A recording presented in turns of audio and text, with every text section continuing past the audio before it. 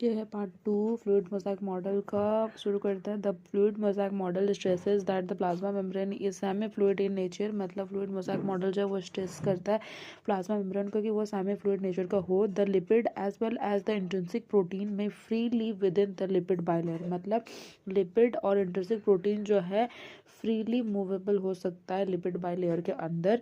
Fluid mosaic model is the most accepted model because it convincing explain the transport through the membrane. या एक सबसे accepted model है क्योंकि यह सबसे कन्विंसली एक्सप्लेन करता है कि ट्रांसपोर्ट थ्रू द मेम्ब्रेन के थ्रू कैसे होता है। डिस्क्रिप्शन क्या है?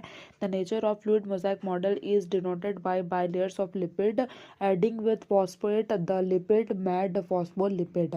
नेचर ऑफ फ्लूइड मॉडल का जो है डिनोट किया जाता है बाय लेयर्स ऑफ लिपिड से, जिसमें हम लोग थोड़ा फॉस्फेट ऐड करेंगे तो वो लिपिड जो बनता है फॉस्फोलिपिड बन जाता है। The two ends of the lipid molecules जो होता है वो आर पोलर, जो कि हम लोग आउटर पार्ट बोल सकते हैं, और नॉन पोलर जो कि हम लोग इनर पार्ट बोल सकते हैं। दो इंड होता है। The two end are hydrophobic and polar end जो होता है उसको हाइड्रोफिलिक इन नेचर का होता है। The lipid molecules are lipid in nature. मतलब जो लिपिड मॉलिक्यूल्स है वो लिपिड नहीं लिक्विड इन नेचर होता है। मतलब थोड़ा सही कर लेना आप।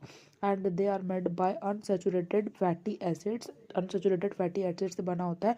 With the presence of lipid and protein there are some amount of carbohydrate in the cell membrane. मतलब लिपिड के प्रेजेंस और प्रोटीन के प्रेजेंस के साथ साथ सम अमाउंट ऑफ कार्बोहाइड्रेट्स भी प्रेजेंट होते हैं सेल मेम्ब्रेन में।